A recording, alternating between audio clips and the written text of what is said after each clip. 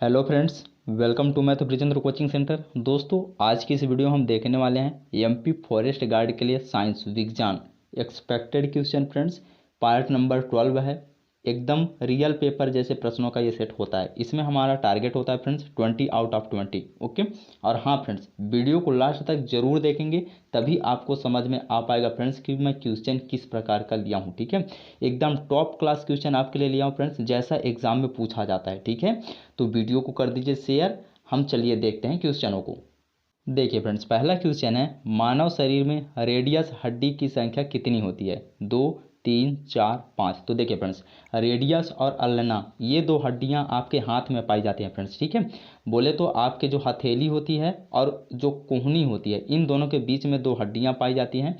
एक का नाम होता है रेडियस, एक का नाम होता है अल्ना। ठीक है, तो जो अंगूठे के तरफ पाई जाती है उसको रेडियस बोलते हैं फ्रेंड्स। ठीक है, और जो अंगूठे वाले हड्डी बोले तो रेडियस के जस्ट बगल में पाया जाता है पीछे तरफ, उसे अल्ना बोला जाता है। तो देखिए, हमारे पास हाथ दो होते हैं, तो एक हाथ में एक रेडियस, तो दो हाथ में दो रेडियस। ऑप्शन नंबर फर्स्ट आपका सही हो जाएगा। ओके।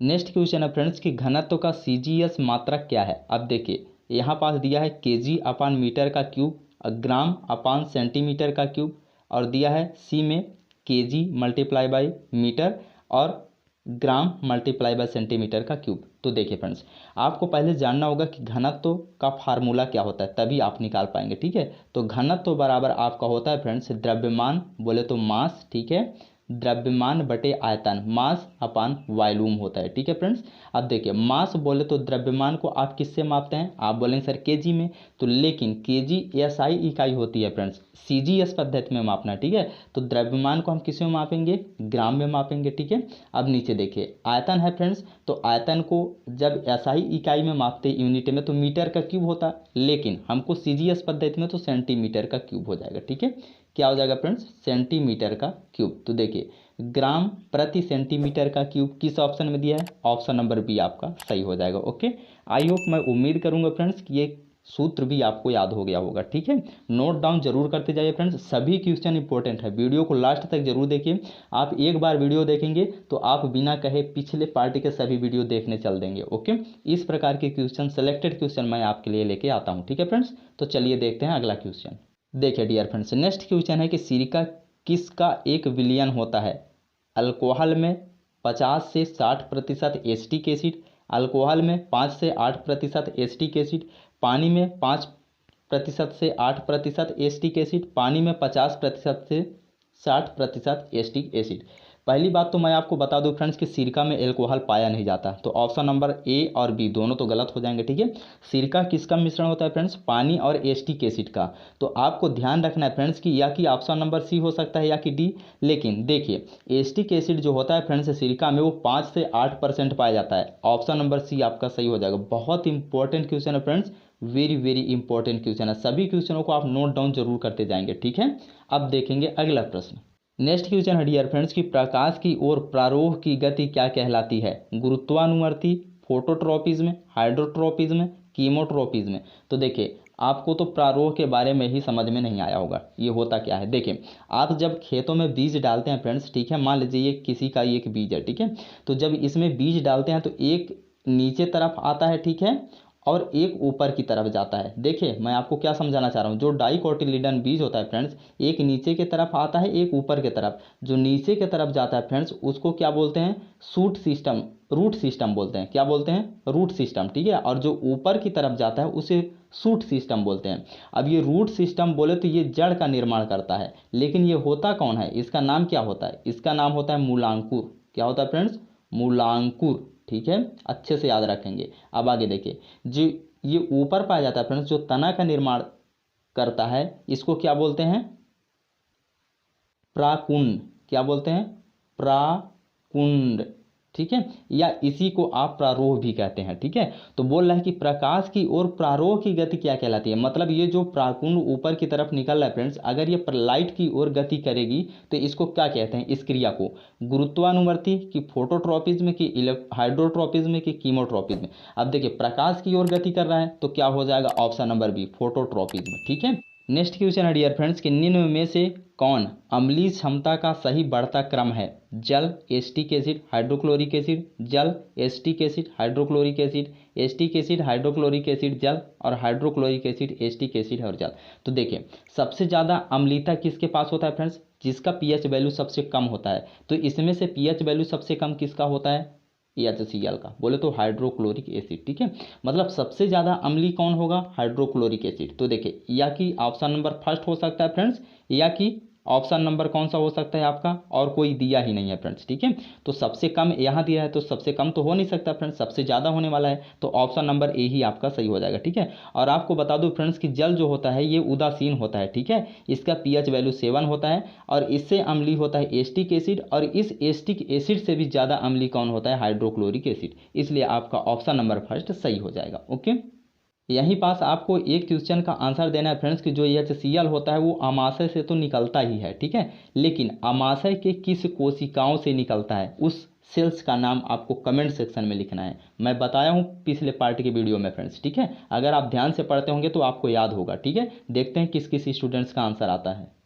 नेक्स्ट क्वेश्चन है डियर फ्रेंड्स कि अमोनिया साइनेट का यूरिया में परिवर्तन किस अभिक्रिया का उदाहरण है? पुनर्विन्यास अभिक्रिया, अपघटन अभिक्रिया, संयोजी अभिक्रिया, कोई नहीं। तो इसका आंसर क्या बनेगा? ऑप्शन नंबर फर्स्ट, पुनर्विन्यास अभिक्रिया। नेक्स्ट क्वेश्चन है डियर फ्रेंड्स कि स्टैंडर्ड टेम्परेचर एंड प्रेशर, बोल रहा है कि स्टैंडर्ड टेम्परेचर एंड प्रेशर पर 4.4 ग्राम कार्बन डाइऑक्साइड का आयतन कितना होगा? बहुत important question friends, very very important question है, इसमें आपको बहुत कुछ सीखने को मिलने वाला है। ठीक है, देखिए किसी भी गैस का फ्रेंड्स, क्या ऐसे नोट डाउन करते जाइए आप, किसी भी गैस का, ठीक है, स्टैंडर्ड टेम्परेचर एंड प्रेशर पर, ठीक है, जो 1 मोल होता है फ्रेंड्स उसमें कितने लीटर होता है? 1 मोल बराबर होता है आपका 22.4 लीटर। ठीक है, इसको जरूर याद रखेंगे। ठीक है फ्रेंड्स, अब देखिए आगे आगे बोल रहा है कि 4.4 ग्राम कार्बन डाइऑक्साइड का आयतन कितना होगा? अब देखिए 4.4 ग्राम हमको कार्बन डाइऑक्साइड लेना है, तो देखिए CO2 इसका द्रव्यमान कितना होता है फ्रेंड्स? देखिए कार्बन का कितना हो जाएगा? 6 दूनी 12। ठीक है, ऑक्सीजन का कितना हो जाएगा? 8 दूनी 16 दूना 32, तो कितना हो जाएगा फ्रेंड्स? 44 ग्राम हो जाएगा। यहाँ पास मैं बोल सकता हूँ फ्रेंड्स कि 1 मोल बराबर कितने ग्राम दिया है?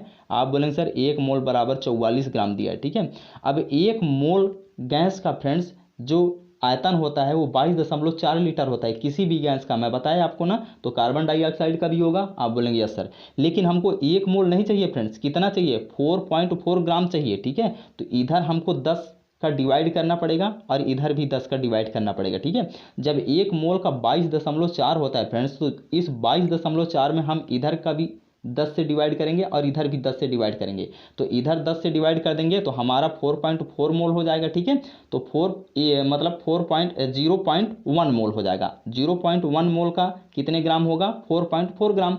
तो यहाँ पास हम निकाल लेंगे इधर 10 का डिवाइड करके, तो कितना आ जाएगा? 2.24 लीटर, या बोले तो 4.4 ग्राम कार्बन डाइऑक्साइड का आयतन कितना होगा?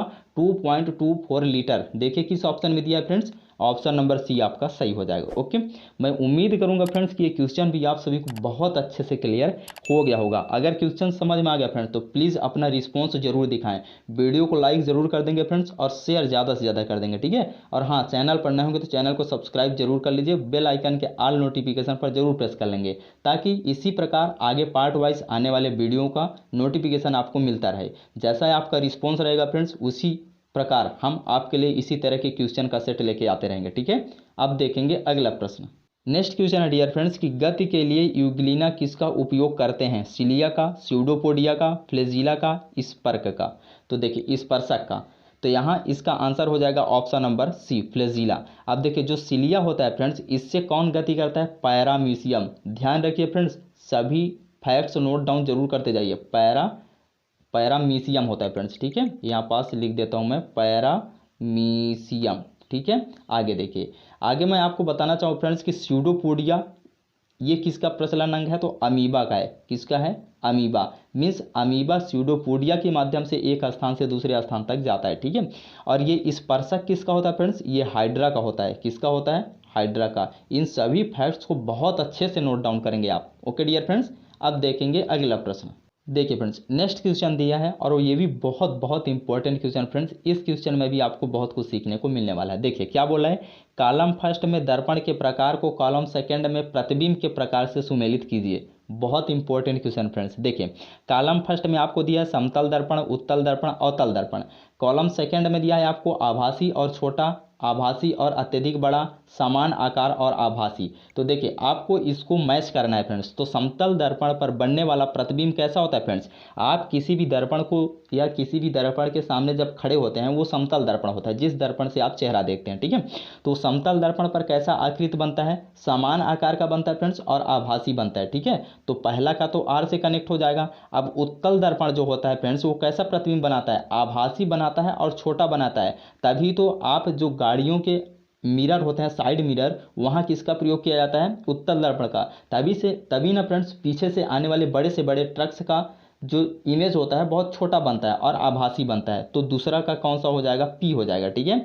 और अवतल दर्पण का डायरेक्ट हो जाएगा क्यू। तो देखिए पहले का आर और दूसरे का क्या हो जाएगा आपका, पी हो जाएगा, ठीक है। पहले का आर, दूसरे का पी, तीसरे का क्यू। चलिए देखते हैं किस ऑप्शन में दिया है। यहाँ पास देखिए फ्रेंड्स, ऑप्शन नंबर फर्स्ट में आपका दिया है, पहला का आर, दूसरा का पी, तीसरा का क्यू। ऑप्शन नंबर फर्स्ट आपका सही हो जाएगा। ओके फ्रेंड्स, क्वेश्चन कैसा लगा फ्रेंड्स कमेंट सेक्शन में जरूर बताइए, ठीक है। और ये सभी क्वेश्चनों का सेट कैसा होता है फ्रेंड्स, आप अपना राय जरूर दीजिए इस कमेंट सेक्शन में, ठीक है। नेक्स्ट क्वेश्चन है डियर फ्रेंड्स कि पौधों में एब्सिसिक अम्ल का मुख्य कार्य क्या होता है, कोशिका की लंबाई बढ़ाना, कोशिका विभाजन को बढ़ावा देना, विकास को रोकना, विकास को बढ़ावा देना। तो देखिए फ्रेंड्स, जो एब्सिसिक एसिड होता है फ्रेंड्स ये आपके विकास को रोकने का कार्य करता है पौधों का, ठीक है। नेक्स्ट क्वेश्चन है डियर फ्रेंड्स कि 100 वाट और 40 वाट के दो बल्ब श्रृंखला में जुड़े हैं, ठीक है। 100 वाट बल्ब से प्रवाहित धारा 1 एम्पियर है तो 40 वाट से प्रवाहित धारा कितनी होगी। अब देखिए ये भी बहुत इंपॉर्टेंट क्वेश्चन फ्रेंड्स। आप बोलेंगे सर पहले इसको श्रेणी क्रम में जोड़िए, ठीक है। तो मैं इधर लगा देता हूँ श्रेणी क्रम, इधर एक बल्ब लगा दिया, ठीक है। और इधर से मैं श्रेणी क्रम करके यहाँ से एक बल्ब लगा दिया, इधर 100 वाट का और इधर मैं लगा दिया 40 वाट का, ठीक है। आगे देखिए इसको मैं किसी बैटरी से कनेक्ट करूंगा फ्रेंड्स तभी नहीं जलेगी। आप बोलेंगे सर बिल्कुल, ठीक है। तो बैटरी से मैं इसको कनेक्ट कर दिया। अब देखिए बोला जा रहा है कि अगर इस 100 वाट से, अगर श्रेणी क्रम में है फ्रेंड्स, ध्यान दीजिएगा समानांतर क्रम में नहीं है, 100 वाट से 1 एम्पियर का धारा, मैं बोल रहा हूँ कि इस जो वायर है फ्रेंड्स इसमें 1 एम्पियर की धारा फ्लो कर रही है, ठीक है। अब 1 एम्पियर की धारा इधर फ्लो कर रही है फ्रेंड्स, ठीक है। तो 100 वाट में अगर 1 एम्पियर की धारा जा रही है फ्रेंड्स तो यही धारा तो आगे 40 वाट में भी जाएगी ना। तो 40 वाट में भी कितने एम्पियर की फ्लो होगी, 1 ही एम्पियर की, ठीक है। तो देखिए किस ऑप्शन में, ऑप्शन नंबर सी आपका सही हो जाएगा। आप इसमें फार्मूला लगा के इस क्वेश्चन को गलत ना बनाइएगा, ठीक है। मैं आपको समझाना चाहता हूं, जैसे आप लगा देंगे फार्मूला कि V बराबर क्या होता है, VI बराबर P होता है। यहाँ से आप निकालेंगे क्या, आप विभवांतर, ठीक है। और इसके बाद दूसरे पर रख के निकाल देंगे तो 1/25 आ जाएगा, ठीक है, जो कि ये गलत है, ठीक है। आपको आंसर देना है 1 एम्पियर होगा, ठीक है, क्योंकि श्रेणी क्रम में जुड़े हैं। ओके फ्रेंड्स, नेक्स्ट क्वेश्चन है डियर फ्रेंड्स कि परिसंचरण तंत्र का अध्ययन क्या कहलाता है। पहले तो आप सभी को आंसर लिखना है कमेंट सेक्शन में, परिसंचरण तंत्र का खोज किसने किया था, ठीक है। देखिए एंजियोलॉजी, पोमोलॉजी, एंथ्रोपोलॉजी, हर्पेटोलॉजी। तो इसका आंसर हो जाएगा friends option number first angiology, ठीक है। पोमोलॉजी किसका अध्ययन कहलाता है, फलों का अध्ययन पोमोलॉजी कहलाता है, इसको भी नोट डाउन कर लीजिए, ठीक है। आगे देखिए एंथ्रोपोलॉजी ये किसका अध्ययन कहलाता है फ्रेंड्स, इसका आंसर आपको कमेंट सेक्शन में लिखना है, ठीक है। और हर्पेटोलॉजी जो होता है फ्रेंड्स ये सरीसृपों का अध्ययन कहलाता है, ठीक है। सरीसृपों का अध्ययन क्या कहलाता है, हर्पेटोलॉजी। नेक्स्ट क्वेश्चन है डियर फ्रेंड्स कि समान आयतन को किस नाम से जाना जाता है, आइसोबार, आइसोकोर, आइसोथर्मल, कोई नहीं। तो बताइए फ्रेंड्स इसका आंसर क्या होगा, इसका आंसर होगा ऑप्शन नंबर बी, आइसोकोर कहलाता है, ठीक है। समान आयतन को किस नाम से जाना जाता है, आइसोकोर के नाम से जाना जाता है। और आइसोबार समान दाब को, समदाबी को आइसोबार कहा जाता है, ठीक है। और आइसोथर्मल समान तापमान को आइसोथर्मल कहा जाता है, ठीक है। तो इन सभी फैक्ट्स को आप नोट डाउन जरूर कर लेंगे। ओके डियर फ्रेंड्स, देखिए फ्रेंड्स नेक्स्ट क्वेश्चन है और ये भी बहुत इंपॉर्टेंट क्वेश्चन है फ्रेंड्स, इसमें भी आपको बहुत कुछ सीखने को मिलने वाला है इस क्वेश्चन से। देखिए क्या बोल रहा है, एक तत्व यम परमाणु क्रमांक 9 और द्रव्यमान संख्या 17 है, इसका आयन निम्न द्वारा दर्शाया जाएगा। बहुत इंपॉर्टेंट क्वेश्चन है फ्रेंड्स। देखिए परमाणु क्रमांक बोले तो आपको दिया है, परमाणु क्रमांक बोले तो प्रोटॉनों की संख्या कितना दिया है, 9 दिया है। प्रोटॉन इतने हैं फ्रेंड्स, तो इलेक्ट्रॉन कितने होंगे, आप बोलेंगे सर इलेक्ट्रॉन भी प्रोटॉन के बराबर ही होते हैं, तो 9 ही होंगे, ठीक है। अब द्रव्यमान संख्या कितना दिया है फ्रेंड्स, 17 दिया है, means proton plus neutron equal कितना दिया है आपको, 17 दिया है। तो प्रोटॉन का मान आपका 9 है फ्रेंड्स, तो न्यूट्रॉन का मान कितना आ जाएगा, आप बोलेंगे सर 8 आ जाएगा, 8 दूनी 16 1 17, ठीक है। इतना आप सभी को समझ में आ गया, आप बोलेंगे सर बिल्कुल। तो चलिए अभी इसका स्ट्रक्चर बनाते हैं फ्रेंड्स। देखिए जब इस परमाणु के बीच में क्या होता है फ्रेंड्स, नाभिक होता है, ठीक है। परमाणु के बीच में पहले नाभिक होता है, फिर इसके चारों ओर कक्षक पाए जाते हैं, ठीक है। तो देखिए पहला कोष हो जाएगा, ठीक है, और ये दूसरा कोष हो जाएगा, ठीक है। तो देखिए पहले हम इलेक्ट्रॉन बैठा लेते हैं, तो 9 इलेक्ट्रॉन है फ्रेंड्स, तो पहले कोष में कितने इलेक्ट्रॉन आ जाएंगे, 2, 1 और 2, और दूसरे बचे हुए दूसरे कोष में चले जाएंगे, तो दूसरे कोष में कितने आ जाएंगे, 9 में से 2 निकल गए तो 7 हो जाएंगे, तो 7 इधर बाह्यतम कक्षा में आ जाएंगे, ठीक है। अब देखिए इसका हमको आयन निकालना है फ्रेंड्स। तो देखिए नीचे यहाँ जो बाह्यतम कक्षा है इसका फ्रेंड्स, उसमें कितने इलेक्ट्रॉन है, 7 इलेक्ट्रॉन है। लेकिन किसी भी तत्व को स्टेबल होने के लिए उसके बाह्यतम कक्षा में कितने इलेक्ट्रॉन होना चाहिए, 8 होना चाहिए। तो इसे कितने इलेक्ट्रॉन की जरूरत है, 1 इलेक्ट्रॉन की जरूरत है इसे फ्रेंड्स। तो जब 1 इलेक्ट्रॉन की जरूरत है, ये किसी से लेगा फ्रेंड्स, जब लेता है या कोई भी तत्व इलेक्ट्रॉन जब ग्रहण करते हैं तो उसमें माइनस आयन का चार्ज आता है, ठीक है, ऋणायन चार्ज आता है। जब कोई तत्व अपने से इलेक्ट्रॉन देता है किसी को, तो उसमें प्लस आयन का चार्ज आ जाता है, ठीक है। तो देखिए ये इलेक्ट्रॉन ग्रहण करेगा फ्रेंड्स, कितने इलेक्ट्रॉन ग्रहण करेगा तो स्टेबल हो जाएगा, आप बोलेंगे सर 1, तो इस पर कितना चार्ज आ जाएगा, -1। देखिए किस ऑप्शन में, ऑप्शन नंबर डी आपका सही हो जाएगा। समझ में आया फ्रेंड्स, कमेंट सेक्शन में जरूर बताइए, ओके। मैं उम्मीद करूंगा फ्रेंड्स कि इस वीडियो के सभी क्वेश्चन आप सभी को समझ में आ गए होंगे। अगर वीडियो पसंद आया होगा फ्रेंड्स तो प्लीज़ वीडियो को एक लाइक जरूर करेंगे फ्रेंड्स, और शेयर ज़्यादा से ज़्यादा करेंगे, ओके। और हाँ, चैनल पर नए होंगे तो चैनल को सब्सक्राइब करना बिल्कुल ना भूलिए, okay dear friends, take care, love you.